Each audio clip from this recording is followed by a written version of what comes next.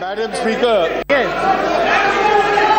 Yes. I am extremely grateful to the large number of honourable members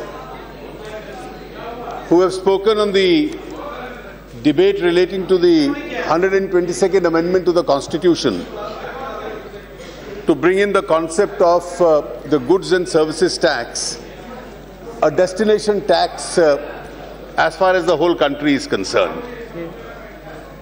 Madam, it is unquestionably a very important moment because the whole process of indirect taxation in India will change once the GST itself is implemented. And this entire debate has consumed more than 12 years. The Kelkar Committee was appointed by the first NDA government in the year 2003.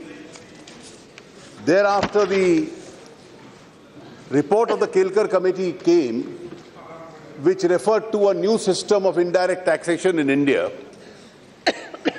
which causes the least amount of harassment, the least amount of evasion, and brings about a single taxation structure across the country. The advantage of such a structure would be that besides being a destination tax, it would involve several important features. There will be uniformity of taxation as far as the whole country is concerned. You will not come across a situation where trucks are either waiting outside a state or outside a city in order to enter. There will be a seamless transfer of goods and services. The whole country, which is 1/6 of the world's population, would become a single market. And therefore, it would give a necessary fillip as far as the trade is concerned. The other important feature of this taxation is that there would be no tax on tax. Today, if on raw material a tax is paid, thereafter excise duty is paid, thereafter when the goods enter a particular state, some entry taxes are paid, then VAT is paid, different layers of taxation are paid, and you don't get necessarily a set-off for the taxes already paid. And therefore, there is a regime of tax on tax which makes the goods per se costlier. And therefore, the effort has been of the consistent exercise which has gone on from 2003 onwards. How do we come to a system which will bring the prices down in the long run? It may bring inflation slightly down. And economists estimate that it has the potential to give a boost to India's GDP itself. It also helps in empowering the states because the kitty of the states itself would increase. The finance minister of the UPA, in his budget speech of 2006, first introduced the concept of the tax itself. Thereafter, in 2006, when the concept of the GST was introduced, an empowered committee of state finance ministers was formed, discussion papers were mooted, and an adequate amount of discussion went on in the whole system. In March 2011, again the UPA finance minister introduced the 115th Amendment to the Constitution. Now, after this, it went up for consultations, that amendment. It went to the empowered committee of the finance ministers. It also went to the standing committee. Now, I'm extremely grateful to Shri Veerappa Moily, who stood up and supported the bill. But from what I have read in the newspapers, this bill needs support not by words alone, because every member of the UPA who has spoken has, by and large, supported the bill. To pass a constitution amendment, you need positive votes. And the only reservation which I thought Mr. Moily had, he raised some issues with regard to the difference between the 2011 bill and the 2015 bill. And Mr. Moily's case was that since 2015 is different from 2011, therefore it needs to go back to the standing committee. That is the substance of his argument. And that is probably why the leadership of your party was accordingly also briefed to that effect that there are some important changes which have been made, and these changes require to be reflected again by a standing committee. If that alone was enough, probably you had a very reasonable point. But I think while taking such decisions, one needs to go into the fine print in detail. You introduced the 2011 bill. The 2011 bill, I don't want to call it a UPA or an NDA bill, because this has been a collective effort of government after government, went to the standing committee. The standing committee discussed it for 2.5 years. Now, most of the changes which you have mentioned by Mr. Moile were discussed by the standing committee. So whatever you are referring to as new proposals brought by me are those proposals which on the 2011 bill, it went to the standing committee. The standing committee itself made some recommendations. Mr. Mehtab, I think, was a member of that standing committee. Now, what did the standing committee say? The standing committee, you mentioned that you had a dispute settlement mechanism. Now, your dispute settlement mechanism was that there should be a committee headed by a Supreme Court judge. Now, legislations are to be decided by Parliament or state assemblies. Committee by a judge can't decide disputes between centre and state. So the whole idea was to have a GST council which would decide the dispute. Now, what did the committee say, the standing committee? The committee therefore desires that the proposed Article 279B of the GST Dispute Settlement Authority should be omitted, and the body would have the effect of overriding the supremacy of Parliament and state legislatures. However, since any dispensation involving entities in trust requires a mechanism to resolve disputes, it is expedient to make a provision in 279A empowering the GST Council to decide this. So you said a Supreme Court judge must decide, independent man must decide. The standing committee during your regime went into this question and made a recommendation, no, GST Council must decide. So I have brought an amendment to say GST Council must decide according to standing committee. Now your suggestion is send it back to the standing committee. A bill is not a dancing instrument that it will jump from standing committee to standing committee. Once I accept the recommendation of the standing committee, what is the rationale of sending it back to reconsider that recommendation again to a standing committee? Now you mentioned, with regard to the voting pattern, the 2011 bill said decision should be by consensus. How does the centre and 30-odd states decide a consensus? If 5 states say something and 25 says another, is there a consensus? Is there unanimity? Consensus per se is a vague phrase. How do you say you've achieved a consensus? Your bill mentioned consensus. The bill went to the standing committee. What did the standing committee say? It went to the empowered committee. And recommendations of empowered committee and standing committee are ad idem, they are unanimous. Accordingly, as agreed upon by the empowered committee, 1/3 weightage of central representatives, 2/3 weightage of state representatives may be provided, and the decision taken by the council should be passed with 3/4. Now, the word consensus is replaced by an arithmetical formula by the empowered committee and the standing committee. I accept that. Your suggestion is send it back to the standing committee.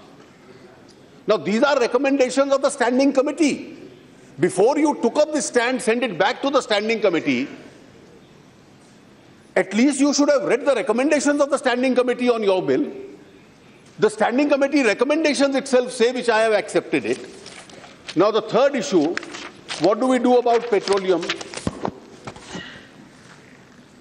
States were insistent that petroleum and alcohol be kept out since it's a major source of state revenues. You kept alcohol out, I have also kept alcohol out, that's potable alcohol. Potable alcohol is a state subject, industrial alcohol is a central subject. That situation remains. Now, as far as petroleum is concerned, we came to an arrangement with the states. Petroleum will be part of the amendment, but no tax would be imposed unless the GST Council, where there is 2/3 majority of the states, agree to it. So as and they may agree after umpteen number of years or 10 years or not agree at all, that's for the states to decide. We'll keep that status quo. Now you are saying send it to the standing committee.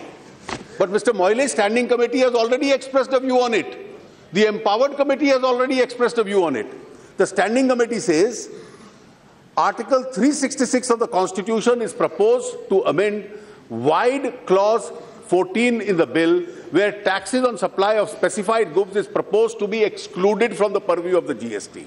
The committee believes that such specific exclusions need not be provided in the Constitution, as will endlessly make the GST regime very rigid. And which are the specified communities?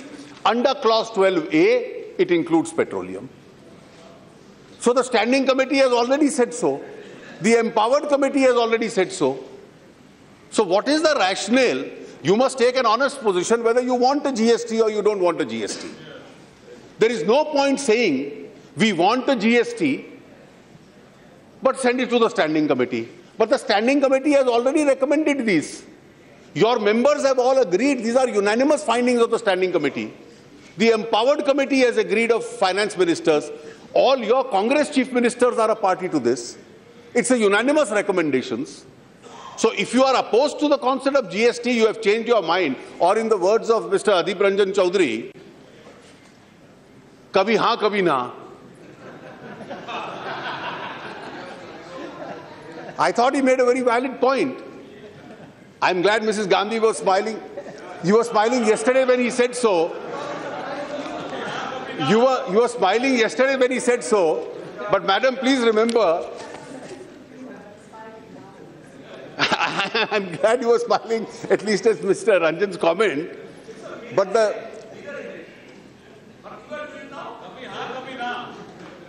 the last laugh is always the louder one. So all that I am saying is the standing committee has already gone into these issues. So when you take this position, send it to the standing committee, at least read the standing committee report itself, which is very clear on this issue. Madam, several honorable members have raised, Mr. Premchandran raised a very important point yesterday. I had answered it, the speaker had ruled on it, but just a point of an additional clarification. He said you are giving to the president the power to amend the constitution. I said, no, we are not giving to the president. It's only to remove difficulties, which is there in most amendments, and it is there in most legislations. And you mentioned that it was there in that ill-fated 42nd amendment of the emergency, and the 44th amendment deleted it. I gave a reply yesterday. I went back home and took out the 44th amendment. The 44th amendment deleted everything that the 42nd amendment of the emergency did. But the 44th amendment, and it was an inaccuracy, and I say this with a sense of compliment to Mr. Premchandran because he does his homework very well. 44th amendment also had clause 59. Please. I'll pass it on to you for your reading. 44th amendment also had clause 59, which said power of the president to remove difficulties. If any difficulty arises in giving effect to the provisions, etc., president may modify, clarify, etc. You can take a copy from me. Not only the 44th amendment added, the 45th amendment also had a similar clarification, a similar provision. So even in the Constitution amendments, such like provisions are always there. So the 44th Amendment, the 45th Amendment all had this provision. There's nothing unusual about this provision. So the two principal objections gone, I take some of the important points which have been raised by several honorable members, because I must say that most members across parties who spoke raised several very important issues.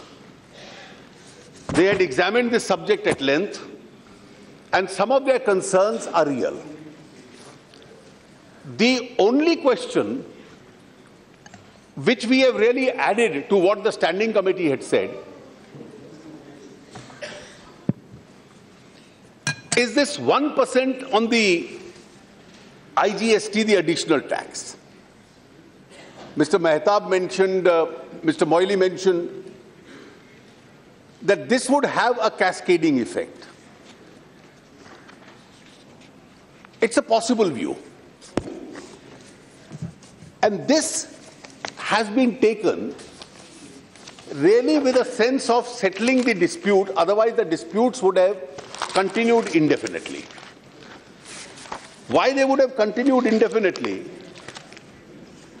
is that the manufacturing states feel that what they manufacture, the taxation advantage in terms of CGST will go to the consuming state.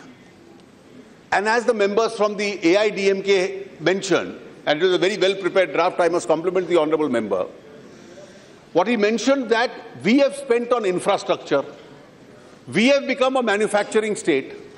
For what I get as taxation as manufacturing state, in the GST regime may go to the consuming state. So somebody else will benefit. How do you therefore compensate me? This is not only a Tamil Nadu issue. Maharashtra had raised this issue. Gujarat had raised this issue.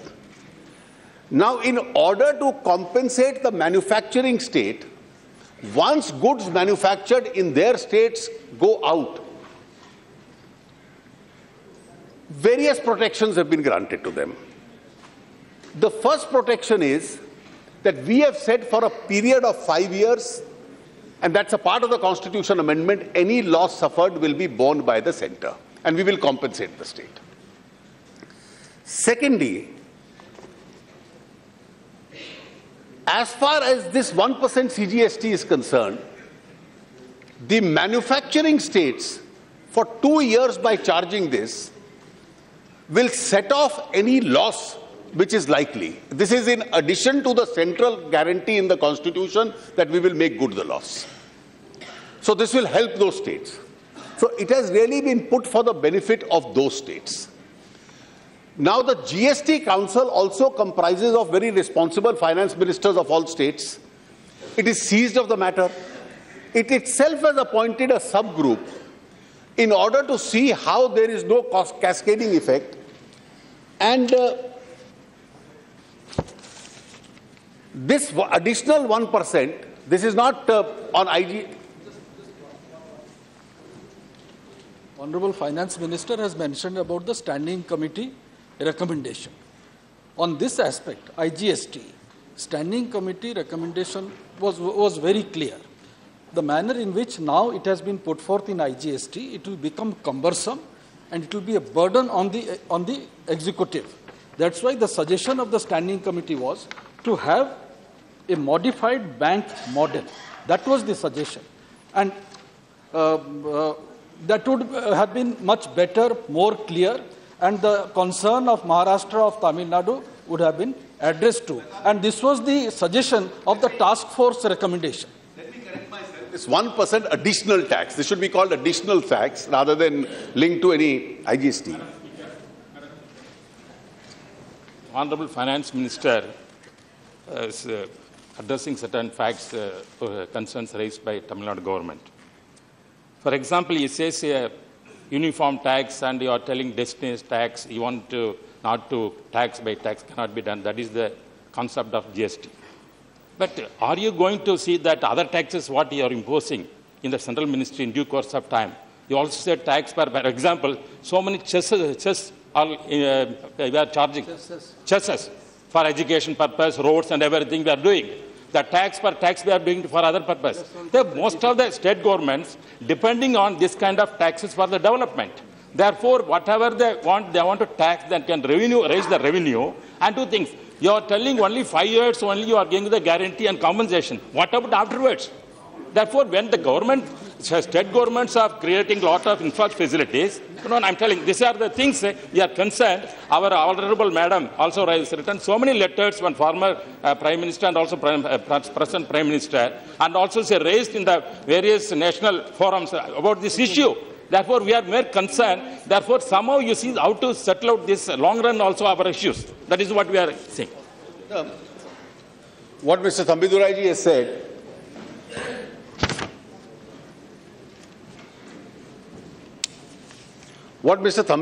said, I can assure him and every member from Tamil Nadu that we are fully seized of the concern of the manufacturing states. Now, I'll just explain to you. We are also seized of the fact how this 1% additional tax itself should not have a cascading effect. The subgroup of the Empowered Committee of Finance Ministers is already going into this issue. Now, all these issues which have been gone into, and these issues are now being considered by that subgroup itself. Now, states which are manufacturing states, 5 years we have said we'll underwrite the loss. 1% you get this additional tax, which will be great advantage to the manufacturing states.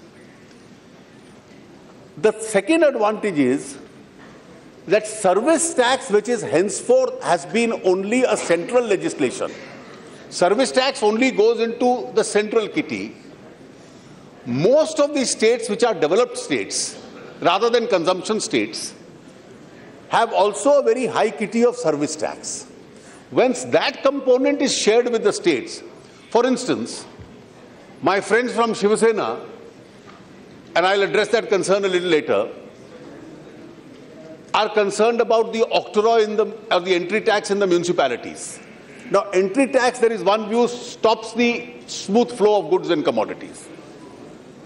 But the phenomenal amount of service tax which Mumbai itself gets, the phenomenal amount of service tax which Chennai gets, because these are very developed townships. Now, that is going to be so large that itself will be shared with the states for the first time. And in the first year, the history of VAT, which some of the honorable members reminded us of, is going to be repeated. That you probably may have no state, as in the case of VAT, there was a fear of unknown. The fear of unknown was, what if a new system of taxation comes, will my taxation go down? That was belied, and belied by the fact that the revenue of every state increased, and even when the states had to give,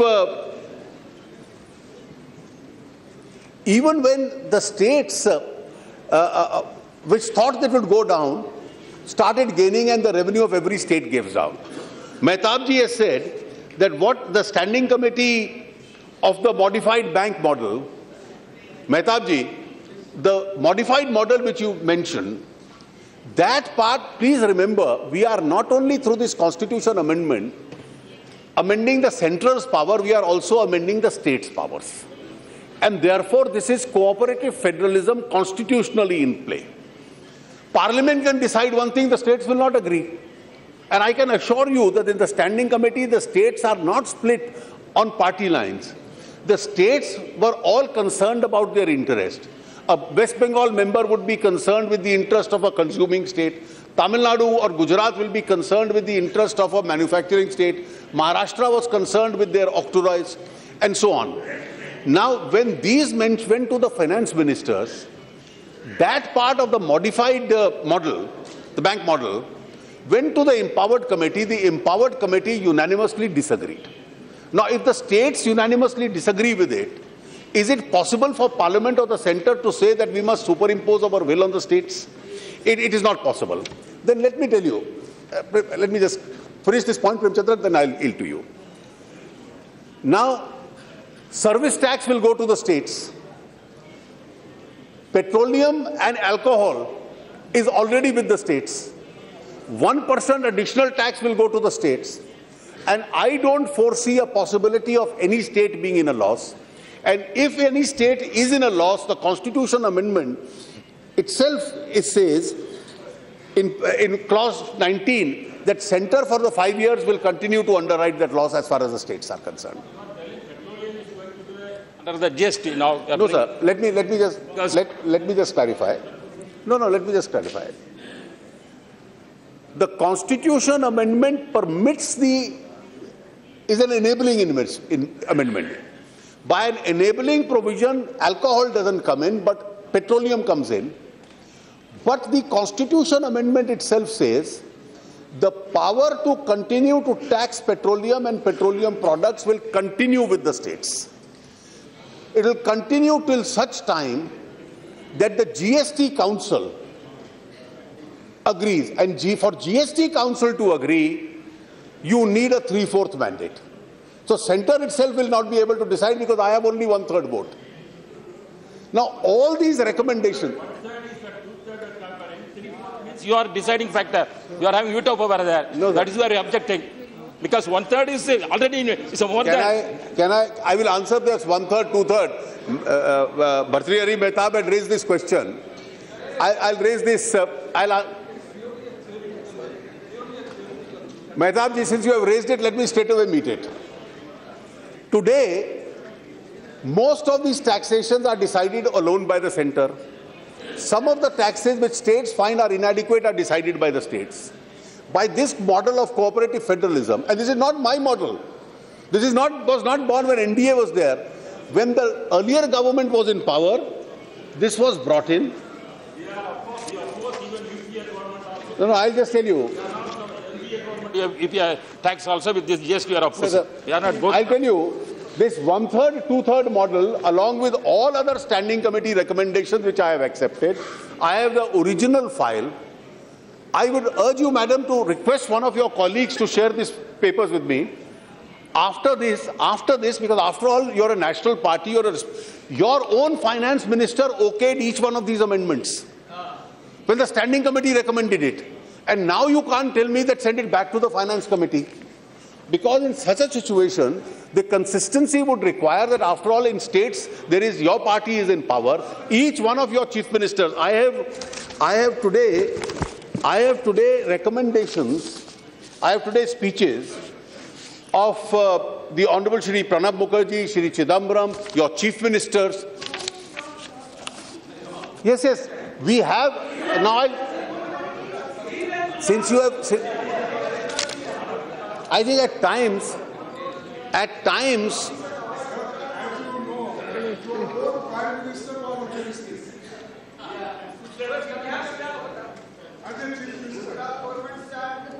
sir, my respectful submission, madam, is it's wholly erroneous to take GST as a UPA NDA issue. GST was a center-state issue. Between states, you had states of the same political party which were supporting GST and some were opposing GST. And the reason was because you've been raising this question without understanding the rationale why it was done. The Gujarat stand and the Tamil Nadu stand, being manufacturing states, was the same. They said manufacturing states are not compensated. And Gujarat yielded when we gave them a whole package, and the package involved for 5 years we will bear the loss. For 2 years we'll give you 1% additional tax. And then petroleum and alcohol is kept to the states. It's only when the manufacturing states were given this comfort level, and I can assure you, even during the present NDA government, you ask your own chief ministers, it is only after this package was given that some of the manufacturing states came on board, and Gujarat was amongst the last ones. Not because of UPA NDA issue, but because the real issue was between manufacturing states and consuming states. And if you realize that difference, I think the answer to the questions will be obvious. Now, Mehtab ji, you've been raising this issue, and Thambi Durai ji has said, this pattern of 2/3, 1/3. We are committed to cooperative federalism. But federalism means strong states. It doesn't mean a weak center. India, that is the union of states. And therefore, you want the union's identity to be so diluted, the effect of what you are saying will be, pardon me for using a word, the consequence would be so immense that if this model was not worked out, and I would compliment whoever in the standing committee or in the UPA government approving it, worked that model out. 1/3 power is with the center, 2/3 is with the states. So to compel them to work together, they said every decision will be by 3/4. So necessarily cooperative federalism would be at play, that states and center to reach 3/4 would have to work together. Otherwise the model you were suggesting,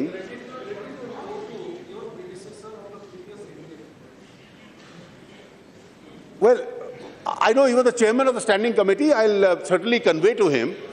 And this model of 1/3, 2/3 has to integrate in order to reach 3/4. Otherwise, in the model you are suggesting, the states get together and say, henceforth center gets no tax, it goes only to the states. So what happens to India, that is the union of states? You have only the states with center having no revenue being voted out. So it's not a veto. No, nobody, sir, let me. Please. Sir, let me tell you, if there is one track record we are proud of, that's a track record of empowering the states. And we are committed to that. I have said so in the context of 14th Finance Commission, and I say so in this context. Not a single state, as a result of 14th Finance Commission, which we have accepted, will lose revenue. It will gain over what it got under 13th. And secondly, even the package we have undertaken now will empower the states. Their revenues will be much higher, and consumption states need more revenue because they need more revenue for their own development. But the manufacturing states, we must ensure, don't lose any revenue. And that is the reason.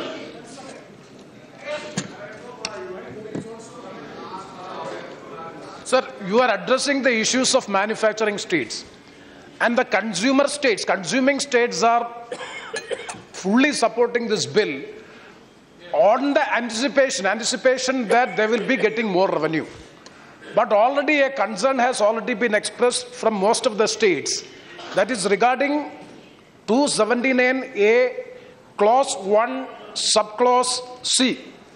That is a place of supply. I'm talking for and on behalf of all the consuming states, because only advantage as far as the consuming states are, they will be getting more revenue because of the interstate trade or commerce. But unfortunately, by virtue of the provision Clause C, the place of supply will be determined as per the advice of the GST Council, madam. If that be the case, the advantage which we are anticipating will also be lost. Suppose if the GST Council is taking a different view in respect of the place of supply when it comes in practice. That is the apprehension which was made by the consuming states. Thank you, ma'am. Madam, the concern of both consuming states express again, but the concern of manufacturing states by this 1% additional tax and making sure that there is no cascading effect. And let us, Mr. Premchandran, leave some issues to the wisdom of the GST Council also. Now, all these legislations, 3 subordinate legislations will be framed, ordinary laws, which will have to be approved by those people. We can't implement it without their cooperation. And when they implement it, all these factors will have to be taken into consideration. The second very genuine concern that some of the members have raised is that a figure was being floated that will it be 27% and 27% RNR? The revenue neutral rate is going to be too high, and therefore the cost and the prices itself will go up. I straight away concede that 27% will be very high.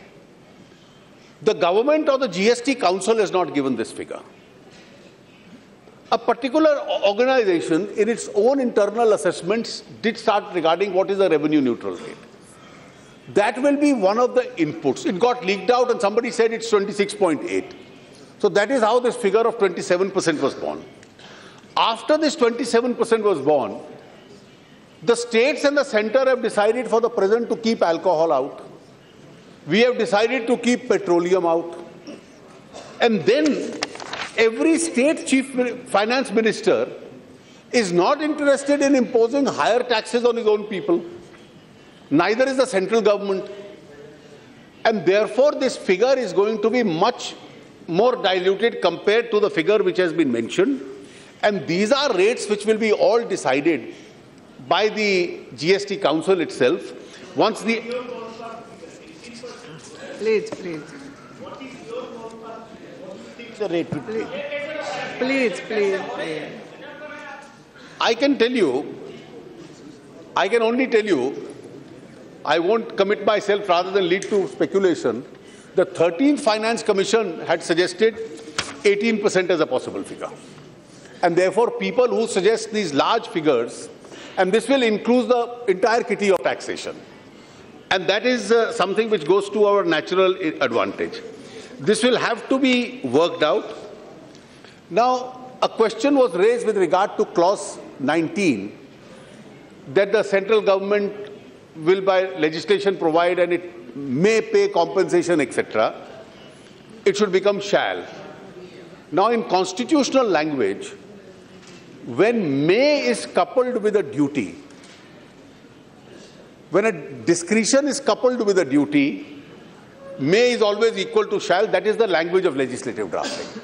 I can assure this House that our clear understanding with the states is, and we stand by this commitment, that for 5 years in the tapering manner in which they have decided, the loss suffered to any state will be compensated, and such a situation eventually may not have come. But there are hundreds and hundreds of laws, and it's a settled interpretation. If Kalyan Banerjee was here, he would have told you that in constitutional language, the difference between may and shall obliterates when may is coupled with a duty. They are synonymous. Sir, the next question which was raised was CST, compensation. Now, on CST compensation, it was a solemn commitment made in the year 2010 to the states that you reduce your taxation to 2%, and therefore your loss for 3 years will be compensated. That is the agreement. Now, till the year 2014-15, nothing was paid to the states. And one of the reasons that the states were not coming on board was the centre made a 3-year compensation commitment to them. The centre did not live it up. I had a meeting with the Empowered Committee and I said, even though it pertains to an earlier government, a government is a continuing identity. I undertake to make good that entire money. And therefore, since it could not be made good in 1 year because of budgetary constraints, we have come to an arrangement where one-third would be paid over 3 years to them. The first one-third has already been paid last year, in the last financial year. The next one-third will be paid by 2 installments in this year, one in the first part, one in the second part, I assured the states. And the third balance residuary money of CST compensation, which was not paid, will be paid in the year 2016-17. So the entire money of the states, in order to show the centre's gesture, itself is being made. An issue was raised by the honourable members from Tamil Nadu. Tobacco should be brought in. Now, tobacco for CST there are demerit goods. Alcohol and tobacco are both demerit goods. Now, alcohol, the states want the right to continue to charge them. Today, as far as the central GST is concerned, the centre is charging on excise duty on tobacco. The center levies it because of health reasons, etc. It keeps the power to itself. Now, there is one demerit good where the power is exclusively with the states. There is another demerit good where the power is entirely with the center. That status quo remains. And the revenue compared to alcohol is a minuscule percentage as far as tobacco is concerned.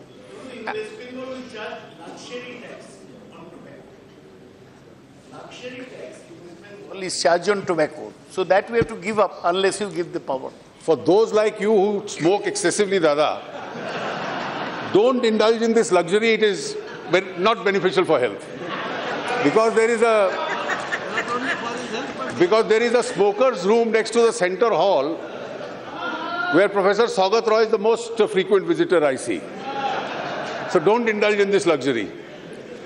And I think your government is doing well to charge you for indulging in that luxury.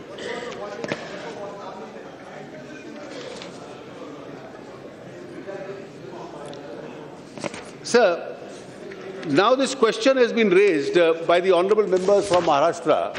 Some of them met me also with regard to entry tax.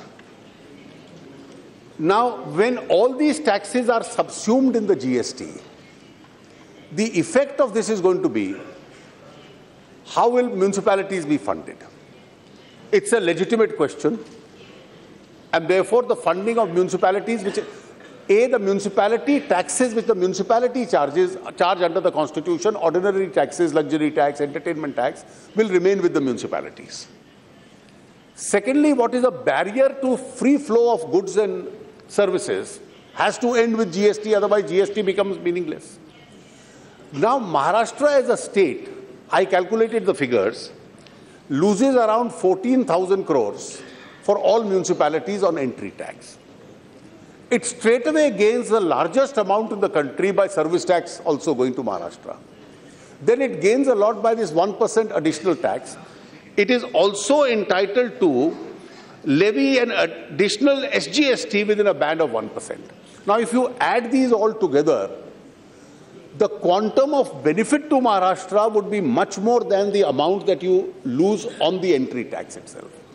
And therefore, for each state, and we will advise the states accordingly, preferably by legislation, because there is a State Finance Commission also. The Central Finance Commission now is the 14th Finance Commission for municipalities and panchayats has sanctioned money separately. Now, from the total kitty of taxes of the state itself, plus what the states get from the divisible pool of the center, the State Finance Commission recommends a certain amount for municipalities.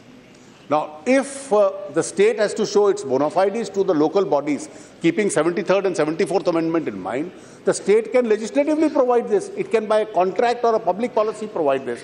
And we will advise states like Maharashtra to act accordingly so that the future of all municipalities is such that they are never starved of revenue on account of any such change which has taken place. Madam Speaker. If I can intervene in this matter, particularly on this question which you have raised. Because in the earlier amendment, there was a provision that it allowed the states to tax entry of goods into a local area for use of sale only to the extent levied by a panchayat or municipality. This bill deletes that. Of course, you have mentioned that. But the question is that, yes, we'll advise. But that will take away the very spirit of 73rd and 74th Amendment to the Constitution. Where is the guarantee? That is why 73rd and 74th Amendment to the Constitution was introduced, just to take away these panchayats, municipalities and all these bodies from the mercy of the state government. And you are again putting them back to the mercy of the state government. Sir, let us be very clear. And which will definitely nullify very effect of the 73rd and 74th. Moily Saab, again examine the question dispassionately. If goods by the object of uniformity in taxation is one structure, today predominantly there are only 2 states where entry tax remains. Please, most states have done away with entry tax. The two states where it predominantly remains is Maharashtra and Karnataka. Now, both states, octroi is mostly removed. Now, in most states, if you continue to have obstacles in the way of free flow of goods and tax and services, the whole purpose of a uniform tax itself would be defeated. And again, this is not my proposal. Please come and examine the file during your government. The standing committee recommended that this entry tax should be subsumed by the GST. Your finance minister said, yes, this has to be done. Otherwise, GST will become meaningless. And now when I raise it, you say you are defeating 73rd, 74th Amendment. Let us not raise this objection merely because there is a change of government. This was your proposal. At least be true to the proposal which, of the cabinet in which you were a member. Yes. These entry tax and other things will therefore the arrangement has to be the spirit of. You will have to guarantee in the constitution that much of quantum which is meant for the local bodies is ensured. But sir, municipalities and panchayats are run under the authority of the state governments. Their legislations are controlled by the state governments. So now don't take away the power of the states to say the center will legislate with regard to the funding of municipalities. Nowhere can that happen in the present constitutional order. And therefore, if both you and us are committed, let us be committed either by legislation or by a contractual policy that we tell the municipalities this is the level of their funding. All our states will do it. We are not interested in starving our municipalities as far as they are concerned.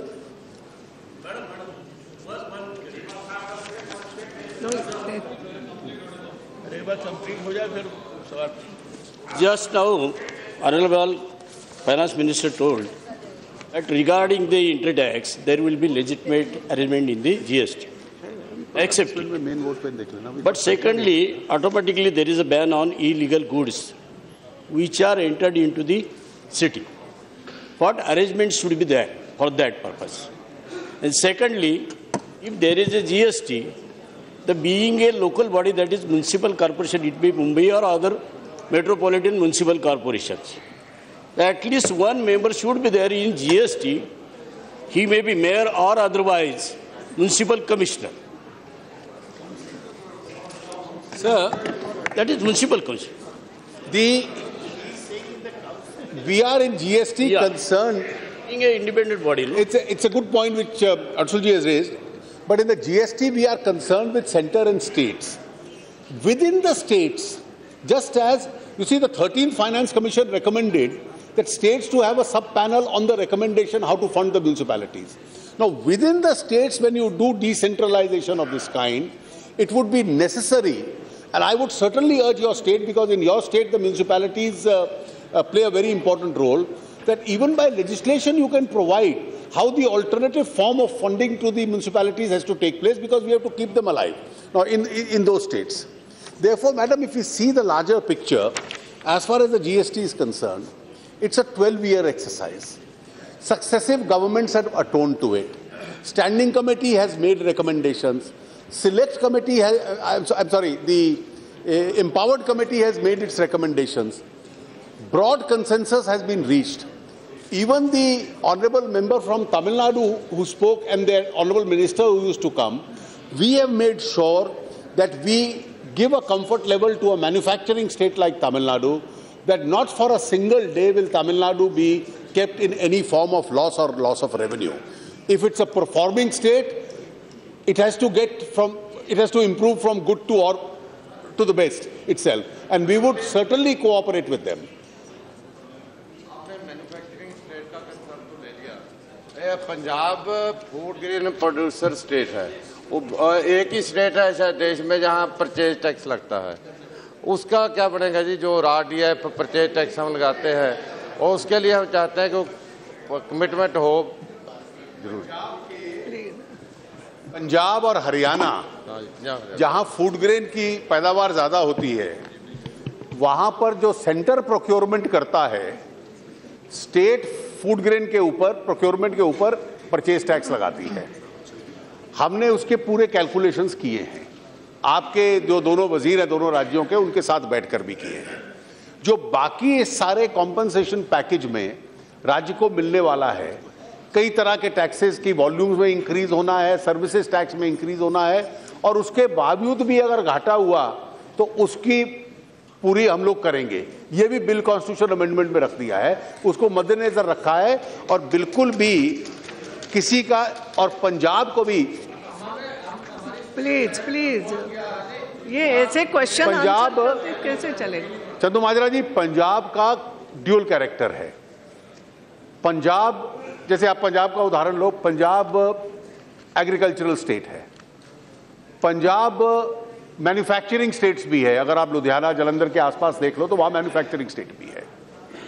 अगर आप हरियाणा देख लो तो हरियाणा में जो purchase tax का नुकसान होगा, जहां गुड़गांव जैसा शहर आ गया, वहां सर्विस टैक्स में इतना लाभ उनको होने वाला है कि उनको कोई इसका नुकसान नहीं होगा। और अगर दोनों राज्यों में से परचेज टैक्स की वजह से थोड़ा घाटा भी होता है तो उसकी पूर्ति केंद्र करने वाला है, ये एक्ट में लिखा है। 1% एडिशनल टैक्स जो हमने कहा है राज्यों को लगाने के लिए, जो मैन्युफैक्चरिंग स्टेट्स पर लागू होता है, वो दोनों परचेज टैक्स वाली स्टेट्स पंजाब और हरियाणा के ऊपर भी लागू होने वाला है। Madam, this is all I had to say, and I would certainly urge I would certainly urge the members to approve this constitution amendment because it has been pending for a very long time. Yes.